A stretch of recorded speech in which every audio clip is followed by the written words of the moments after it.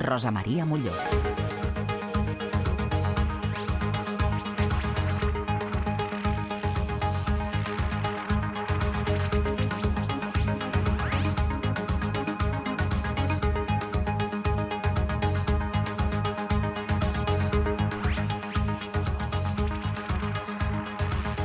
Bienvenidos de nuevo al 24 horas. Ya saben que a esta hora siempre elegimos un tema o un personaje con el que hablar de forma más tranquila y que nos aporte reflexión, y así de paso nos vamos preparando para la tertulia humanista que empieza a las 10. Ya saben que esta es mi obsesión en este mundo de prisas en que vivimos, aportar reflexión tranquila. Hoy, aprovechando que es viernes, vamos a hablar de un libro.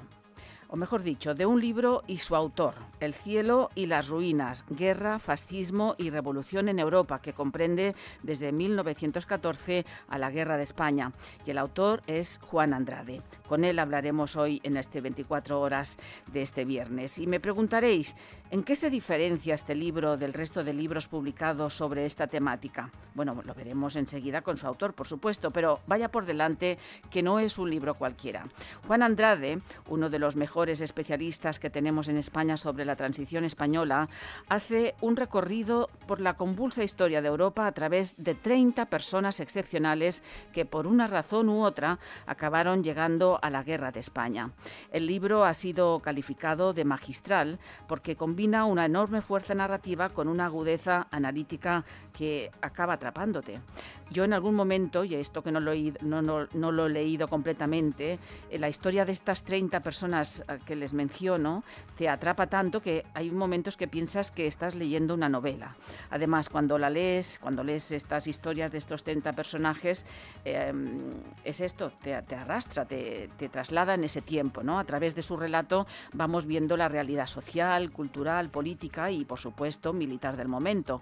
Este libro refleja la historia de Europa que acaba en España y que nos ayuda no solo a entender esa época, esos años tan convulsos de guerras devastadoras y de revoluciones transformadoras, sino que también nos pone frente al espejo y nos permite ver o nos permite entender la realidad actual, los peligros a los que se enfrenta Europa en estos momentos de otra manera. Quien lea este libro cambiará, estoy convencida, cambiaréis vuestra perspectiva de nuestra historia para siempre. Así que dejadme ya que os presente y que saludemos juntos a Juan Andrade. Buenas noches, Juan. Hola, buenas noches. Gracias por aceptar nuestra invitación. Muchas gracias por invitarme. No, ¿cómo no te íbamos a invitar después de haber hecho este pedazo de libro, que además nunca mejor dicho lo de pedazo de libro? No voy a decir las páginas para que los oyentes que no nos ven por las plataformas no se espanten, pero bueno, es un libro de historia, es un ensayo y por lo tanto delgadito no es, ya se lo digo. Los que nos ven por streaming que no se chiven, por favor. Pero en cualquier caso, Juan, dinos qué hace diferente este libro del resto de libros que hay ahí fuera, muchos muy interesantes, pero que hay en el mercado sobre la historia de Europa. Bueno, yo creo que cada libro es diferente y este aporta la perspectiva particular de hacer un recorrido por la convulsa historia de Europa, por la Primera Guerra Mundial, por las oleadas revolucionarias de 1917 a 1921 y por el ascenso del fascismo a través de una serie de figuras extraordinarias, excepcionales, ¿no?, que acabaron todas en la Guerra Civil Española, ¿no?, como asesores militares, como diplomáticos, como brigadistas, como periodistas, como intelectuales, y entender, ¿no?, la historia de España como un momento en el que se concentró el mundo, ¿no?, y se condensó toda esa época en virtud de las transferencias, de las experiencias de estas figuras excepcionales. Bueno, yo creo que esto es lo que hace efectivamente muy distinto tu libro, ¿no? Habrá sido un trabajo de investigación ingente. ¿Cómo llegaste a seleccionar estas 30 personas? Pues porque me fui encontrando con ellas. De alguna de ellas ya tenía constancia sobrada, otras no las conocía. Unas me llevaron a otras. Que nadie piense que te las encontraste por el camino, tomando una copa o esto, porque bueno, pues ya están todos muertos, ¿verdad? Están todos muertos. Sí. Fallecieron y algunos fallecieron... A lo mejor algunos recientemente, porque estos brigadistas y toda esta gente tenía una fuerza vital muy...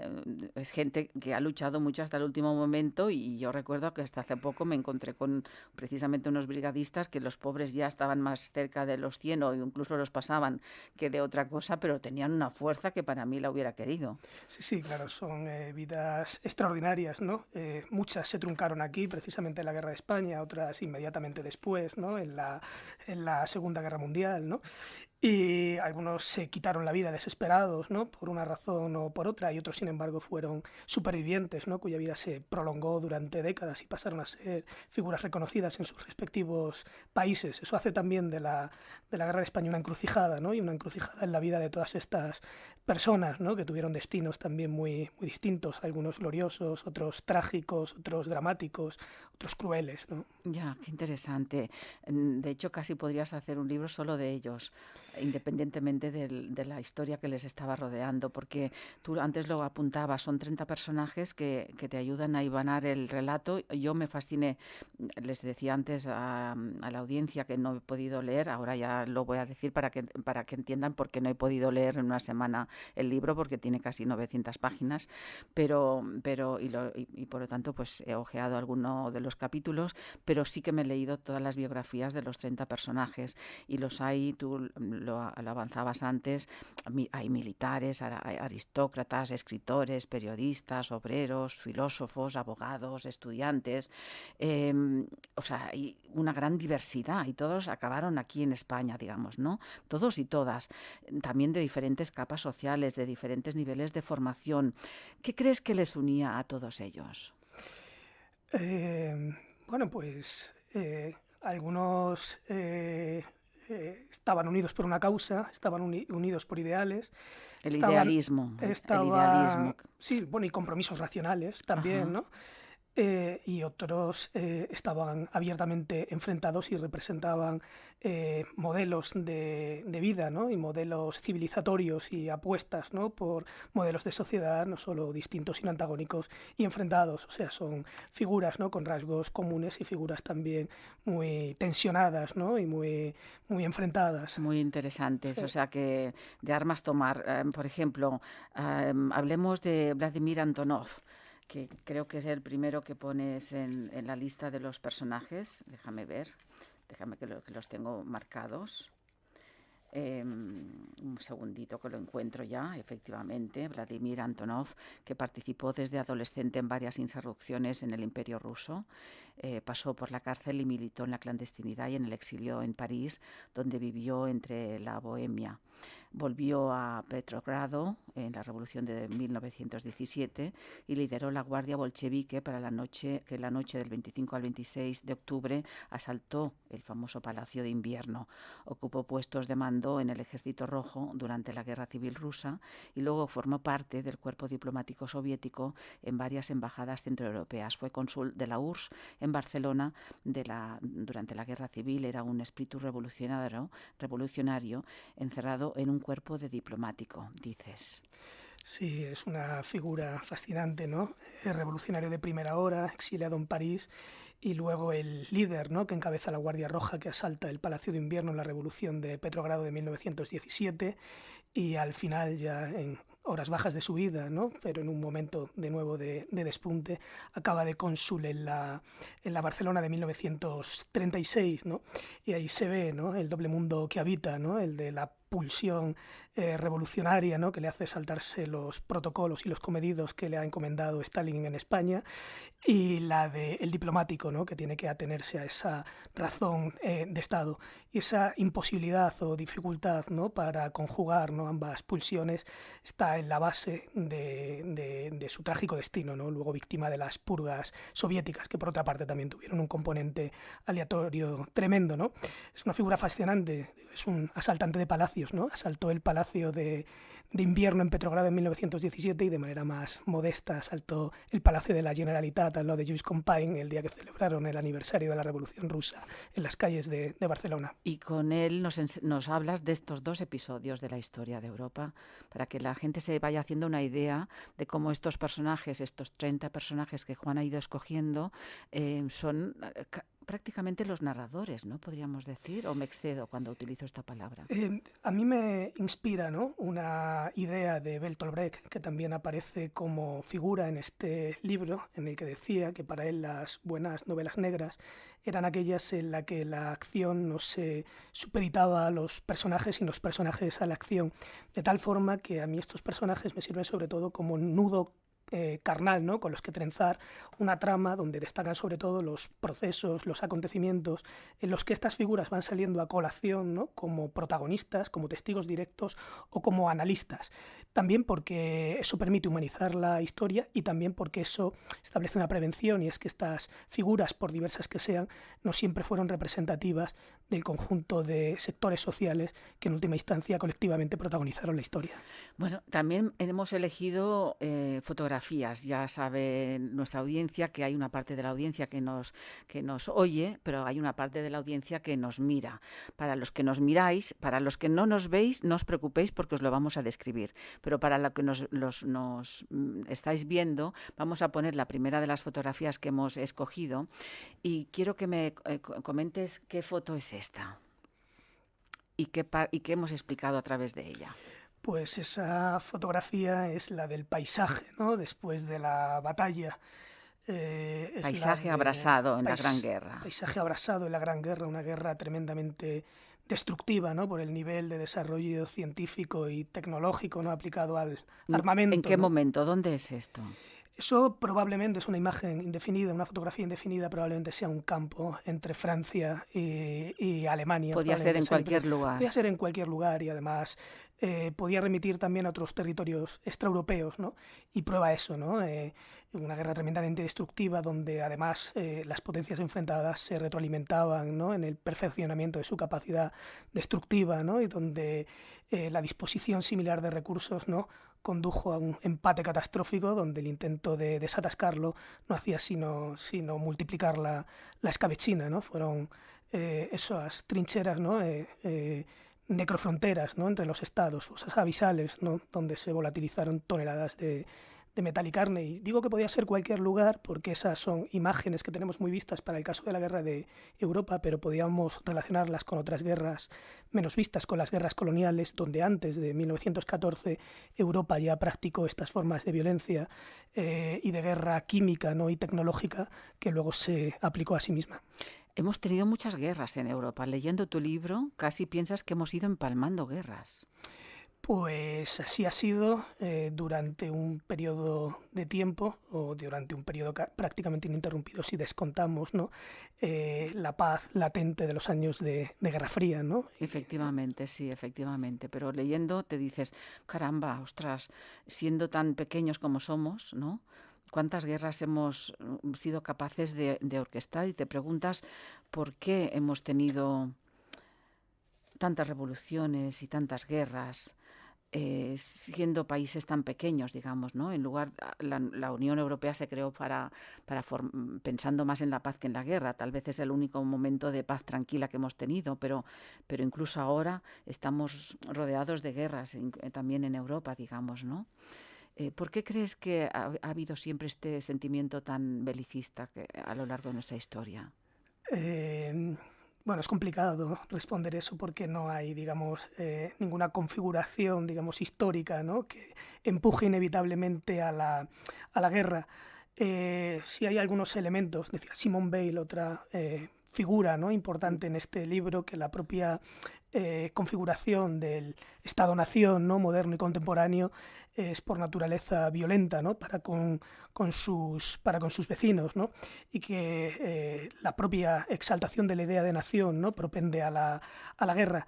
Y eso estuvo, por ejemplo, en 1914, pero por mucho que esas razones, ¿no?, y que esas causas empujaran, por ejemplo, de la competitividad, ¿no?, por la hegemonía sobre el continente, sobre el comercio mundial, sobre la dominación colonial, Al final, la guerra fue resultado de una cadena de decisiones que los mandatarios de los países trenzaron con su ideología, con sus cálculos de oportunidad, también con los automatismos, ¿no?, de los protocolos de asistencia mutua y con reacciones muchas veces improvisadas, ¿no?, poco pensadas a las decisiones de sus enemigos. Y eso les llevó a romper, ¿no?, el equilibrio de terror basado en el principio disuasorio de la destrucción mutua al que se habían confiado en el periodo de la llamada paz armada. Intuían la catástrofe que se les podía venir encima, pero pensaron que podían conjurarla, ¿no? Y Exacto. al final se estrellaron del todo. Efectivamente. Tenemos otra fotografía que parece una fotografía, pero que en realidad es un fotograma de una película. Fotograma de la película Octubre de Sergei Eisenstein, que recrea el asalto precisamente al Palacio de Invierno del que antes hacíamos referencia. ¿Por qué decidiste escoger este fotograma de esta película para ilustrar este periodo de la historia? Porque es muy interesante, porque esta imagen, conocida por mucha gente, ¿no?, mucha gente piensa que se trata de una fotografía real del asalto al Palacio de Invierno, como cuando bien señalas es un fotomontaje de la película Octubre de Sergei Eisenstein que recreaba esos acontecimientos, y es muy interesante porque es un ejemplo, ¿no?, de cómo en las narrativas históricas la representación de la realidad acaba desplazándose, imponiéndose muchas veces a la realidad representada, ¿no? Y además es muy interesante porque en la película Octubre Stein recrea el asalto al Palacio de Invierno como una acción de masas bien ordenada, planificada, ¿no?, frente a un enemigo poderoso, cuando realmente fue el golpe de gracia un poco improvisado y también con errores, ¿no?, a un poder tambaleante, ¿no?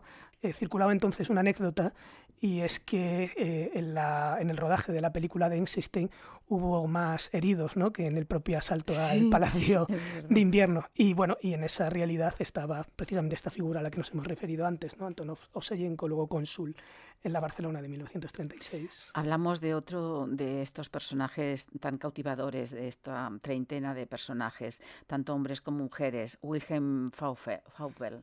¿Por qué le elegiste a él? Porque es una figura tremenda, ¿no? Es una figura tremenda y es una figura terrible, ¿no?, en muchos aspectos, sin haber entrado en su psique, ¿no?, que eso es difícil para un historiador, pero es tremenda y terrible porque es un militar de carrera que de manera voluntaria participa en las guerras coloniales que perpetraron varios genocidios en África antes de 1914.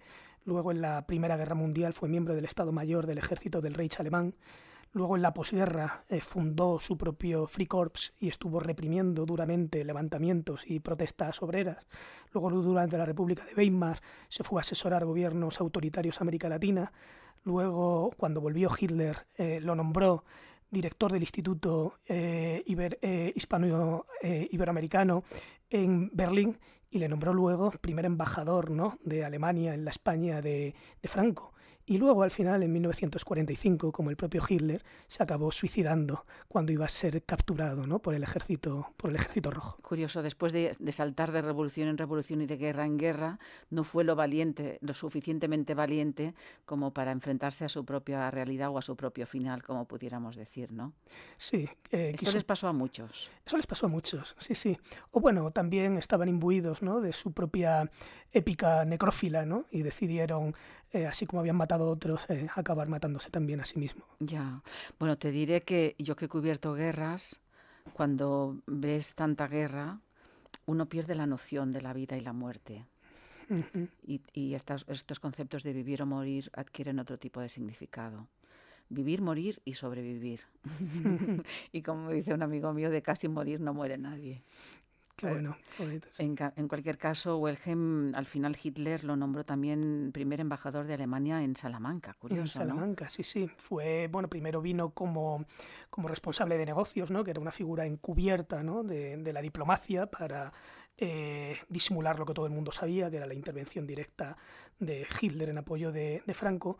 Luego ya se hizo embajador, pero también se excedió en su cometido, ¿no? Una figura de esta naturaleza se salió también del propio corsé diplomático que le había impuesto Hitler y Franco, y acabaron retirándolo, pero retirándolo con honores, ¿no?, y volviendo a presidir, ¿no?, estas asociaciones culturales que no eran sino una forma de diplomacia cultural política encubierta. Exacto, de compensarlo, sí, y siguiendo trabajando para su causa de otra manera. Vamos con la tercera de las fotografías. ¿Por qué has elegido esta? Pues esa fotografía es un desfile nazi en Nuremberg en el año 35, que sirve, ¿no?, para poner de manifiesto que el fascismo fue un movimiento, el nazismo en este Imagínate la caso. multitud. Esto es un estadio. No sé si sabes cuál es el estadio. No lo pone, no lo. Sí, sí, es en Nuremberg. En Nuremberg. Así, perdón, que lo acabas de decir, que está lleno. O sea, no sé cuántos miles de personas hay aquí. En la foto se aprecia más en la foto de la televisión, de la pantalla nuestra de la radio, que en la foto misma del libro. Pero está lleno de miles de personas. Está lleno de... Genera miedo ver esta foto con tantas esvásticas. Da pavor porque prueba precisamente eso, ¿no? Como el nazismo no solo se abrió paso, que también por medio de la violencia, por medio de la coacción, sino por medio de la seducción, es decir, a través de formas de comunicación y de movilización pautada de masas muy sugestivas, ¿no? A través, decía Walter Benjamin, otra figura de este libro, de una estetización de la política, de manifestaciones y desfiles que generaban en la gente que acudía la sensación de comunión, ¿no?, y de vivencia intensa y emocionante en un tiempo en crisis, ¿no? Manifestaciones y desfiles que generaban en la gente la ilusión, el doble sentido de la palabra, ¿no?, de ilusionante e ilusa, ¿no?, de estar asistiendo a un renacimiento de la nación, y desfiles y manifestaciones de estética paramilitar que anticiparon, que prefiguraban, ¿no?, y que empujaban a lo que luego serían los desfiles verdaderamente militares, las movilizaciones, los movimientos de tropas que invadieron Europa para provocar la más terrible de todas las guerras, La más Segunda Guerra terrible de Mundial. todas las guerras. Viendo esto, uno piensa, no puede evitar pensar, ahora que vivimos este momento de involucionismo y de unilateralismo y de la eclosión de la extrema derecha, de temer de que vuelva a ocurrir. ¿Te lo planteabas mientras escribías todas estas palabras, todo este libro? Eso opera inconscientemente y a veces también conscientemente, ¿no? Decía Benedetto Croce, ¿no?, que toda historia es historia contemporánea en el sentido de que se escribe, ¿no?, desde los anhelos, las inquietudes, los miedos o las expectativas de tu propio tiempo, ¿no? Y esto es natural y es un impulso en la escritura de la historia, ¿no?, que no debe conducir al presentismo, es decir, a la traslación de esquemas presentes a las realidades del pasado. Y sí, consciente e inconscientemente, y era un estímulo a medida que escribía, iba percibiendo, no relaciones homólogas, pero sí análogas, ¿no?, paralelismos entre este tiempo de guerra, fascismo y revolución con la situación actual de retorno de la guerra, avance de la extrema derecha, ¿no?, y repliegue también de los movimientos, digamos, de emancipación o igualitaristas, ¿no? Y sí, mucha inquietud acerca precisamente de eso, ¿no?, de los discursos ultranacionalistas que normalizan la guerra como un procedimiento natural para hacer valer los intereses de los estados, ya casi que sin justificaciones Claro. o trampeos ideológicos de llevar la democracia a algún sitio o civilizatorias. Y también una sociedad y dirigentes que apuestan por el rearme, pensando que la paz se garantiza por medio de equilibrios de terror basados en los En el principios disuasorios de la destrucción mutua, hoy en día ya tremenda con el armamento nuclear, y esos equilibrios se rompen, ¿no? Y si se rompen conducen a auténticas catástrofes. Efectivamente, efectivamente. Deberíamos hablar más de historia, ¿no? En general, digo. Se habla mucho de fútbol y en cambio no hablamos de historia. Sí, bueno, hay tiempo para hablar, para hablar de todo, y efectivamente me gustaría que se hablara un poco más de historia. Después decimos, ¿no?, que perdemos la memoria, pero es que claro, si no hablamos de ella... Claro, ¿no? Hay otro intelectual, ¿no?, que aparece en este libro, ¿no?, que no llega sin embargo a España, que es Lukács, ¿no?, que Ajá. en Historia y Conciencia de clase, ¿no?, decía que la conciencia, ¿no?, que las sociedades generan acerca de las posibilidades de su papel en la historia es precisamente lo que hace que le permita tomar las riendas, ¿no?, de la propia historia y llevarla por los caminos que conscientemente ella quisiera, ¿no? Efectivamente. Ese ideal o ese principio regulativo, digamos, Sí, que sí. está ahí. Sí, esto nos debería inspirar. Y esta foto, con una mujer en primer plano que está tomando una fotografía, porque hubo mucho protagonismo de las mujeres en estas guerras. ¿A ti te gusta llamarlo guerras o revoluciones, o de hecho hay guerras y revoluciones? Son cosas distintas y relacionadas. Hay guerras que no tienen guerras que son fundamentalmente reaccionarias entre países. Hay una forma de entender la revolución que se concibe a sí misma como una alternativa a la guerra, pero que quiere o se propone reproducir sus procedimientos para acabar de una vez con las causas que la han generado, pero esos procedimientos militares luego se terminan osificando, enquistando, cronificando en regímenes autoritarios, ¿no? Y hay movimientos como el fascismo que idealizan la guerra o que subliman, ¿no?, la guerra en la política y que pretenden reproducirla, ¿no?, primero por otros medios y luego en su literalidad. Toda esa relación, ¿no?, es lo que aborda el libro, ¿no?, las realidades de la guerra, el fascismo y la revolución en sus relaciones y también en sus contrastes. Interesante. Y contradicciones también. Y contradicciones. ¿Qué vemos aquí? ¿Qué vemos aquí? Bueno, esa es una fotografía del entierro de Mate Salca, general Lukács, que también es una figura fascinante, ¿no? Es un joven húngaro, ¿no?, con inquietudes intelectuales, pero cuyo padre le mete en el ejército desde muy joven, que luego combate a su pesar en la Primera Guerra Mundial y cae preso en un campo de prisioneros de la Rusia zarista. Lo liberan los bolcheviques, se suma a los bolcheviques, se instala, ¿no?, en la Unión Soviética y decide, ¿no?, venir a España a combatir por la República y es el general, ¿no?, de la 12 Brigada Internacional y pierda la vida en el intento de la toma de Huesca, ¿no? Y la imagen es muy interesante porque aparece, ¿no?, haciendo una fotografía al entierro, al funeral, la extraordinaria, genial fotógrafa Gerda Taro, ¿no?, de espaldas. Que la conocemos más por ser la mujer de... Exacto, sí, en este libro se evita precisamente eso, ¿no? Hablar de estas mujeres como mujeres de, ¿no? Pero cuando te paras a analizar, ¿no?, su vida y su trayectoria, son desbordantes. Y la imagen es trágica, ¿no?, porque Gerda Taro murió unos días, apenas unas semanas después, ¿no?, aplastada por un tanque en una situación caótica como un bombardeo. Y es genial, ¿no?, porque esta imagen, ¿no?, representa dos figuras que vinieron, dos intelectuales, en cierta medida, que vinieron a combatir por la República, ¿no?, porque consideraban que España podía ser un ejemplo para el mundo y porque consideraban también que España era el lugar en el que el mundo se había concentrado y donde se le podía asestar, ¿no?, un golpe, si no definitivo, sí determinante al fascismo, según su imaginario. Y además es muy interesante porque representa, ¿no?, al intelectual que deja la pluma y coge las armas, Lukács, pero representa también, ¿no?, a la intelectual, a la fotógrafa en este caso, que hace del objetivo de su cámara también un arma, ¿no?, contra el fascismo. Y es una imagen, además, que nos habla del coste vital, ¿no?, tremendo, ¿no?, de estos internacionales que perdieron aquí la vida. Que fueron muchos de ellos. Háblame de Teresa Noche. Bueno, Teresa Noche para mí es probablemente la figura que yo conocía muy poco y que más me ha atrapado, fascinado. Teresa Noche es una niña de 12 o 14 años cuando la meten a trabajar en una fábrica de Turín y allí participa en las huelgas contra la Primera Guerra Mundial. Y el último día de la Primera Guerra Mundial recibe la fatídica noticia de la muerte de su hermano en combate un día antes, al que jura venganza, ¿no? Y luego participa en el movimiento de la ocupación de fábricas de Turín. Están en el grupo del Ordine Nuovo, con Palmiro Togliatti, con Antonio Gramsci, con quien será su marido, Luigi Longo. Es una persona a la que Mussolini mete en la cárcel, embarazada, y pasa la mayor parte de su embarazo en la cárcel, la dejan salir para que tenga el niño. Y llama al niño, es muy bonito, porque lo llama Luigi Libero, ¿no?